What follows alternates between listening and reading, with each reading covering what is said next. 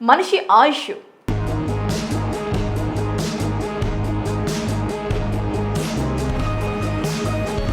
ఒక మనిషి జీవితకాలం ఎంత ఉంటుంది? ఒక 80 సంవత్సరాలు లేదా 90, ఇంకా రేర్గా అయితే ఒక 100 సంవత్సరాల వరకు బ్రతుకుతూ ఉంటారు. కానీ ఇక నుంచి 300 సంవత్సరాల వరకు మనిషి చనిపోకుండా ఉండగలరని సంచలన విషయాలు వెల్లడిస్తున్నారు శాస్త్రవేత్తలు. నిజంగా అలా జరుగుతుందా? అసలు ఇది సాధ్యమేనా? ఇప్పుడు తెలుసుకుందాం.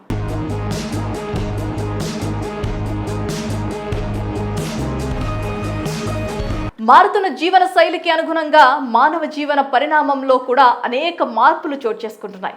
ఒకప్పుడు 35 ఏళ్లుగా ఉన్న మానవుల ఆయుష్ నేడు 70 సంవత్సరాల వరకు తీసుకురాగలిగాం. అయితే క్రమంగా దీన్ని 100 సంవత్సరాల వరకు తీసుకువెళ్ళడానికి అనేక ప్రణాళికలు జరుగుతున్నాయి.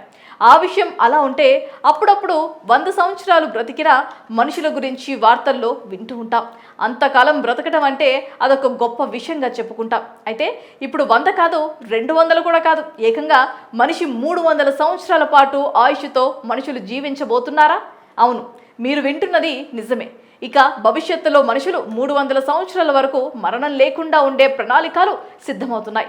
ఇదే అంశానికి సంబంధించి శాస్త్రవేత్తలు కీలక ప్రకటన చేశారు. ప్రస్తుతం మనిషి సగటు ఆయుష్ ప్రమాణం 70 ఏళ్ళు. అయితే ఒక్కో దేశంలో ఒక్కోలా ఉంటుంది. 100 ఏళ్లు పైబడి జీవించి రికార్డుకు ఎక్కిన వారు కూడా ఉన్నారు. అయితే 300 ఏళ్లు బ్రతికే ఆ కళ సాకారమయ్యే రోజు ఎంతో దూరంలో లేదని ISRO chairman doctor yes Somnath అన్నారు. శరీరంలో పాడైపోయిన అవయవాలు, చనిపోయే దశలో ఉన్న జీవన కణాలను మార్చడం ద్వారా 200 నుంచి 300 సంవత్సరాలు జీవించే అవకాశం ఉందని ఆయన తెలిపారు. జేఎన్టీయూ హైదరాబాద్ 12వ వార్షికోత్సవంలో ముఖ్య అతిథిగా ఇస్రో అధిపతి హాజరయ్యారు.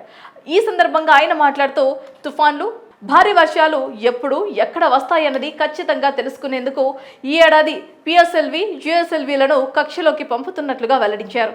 మానవులను అంతరిక్షంలోకి పంపే గగన్యాన్ మిషన్ ఈ ఏడాదిలో నిర్వహిస్తున్నట్లుగా కూడా తెలిపారు.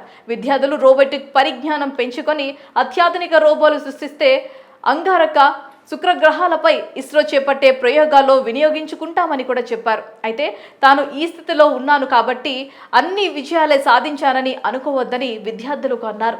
తాను కూడా 1-2 పరీక్షల్లో ఫెయిల్ అయ్యానని సోమనాథ్ తన ఫెయిల్యూర్స్ గురించి తెలియజేశారు.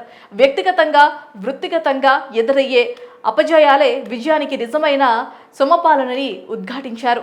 చంద్రయాన్ 3 విజయవంతం కావడంతో ప్రపంచవ్యాప్తంగా ప్రశంసలు దక్కాయని, అంతకుముందు 2 సార్లు విఫలమైన విషయాన్ని అంతా మర్చిపోయారని ఆయన గుర్తు చేశారు.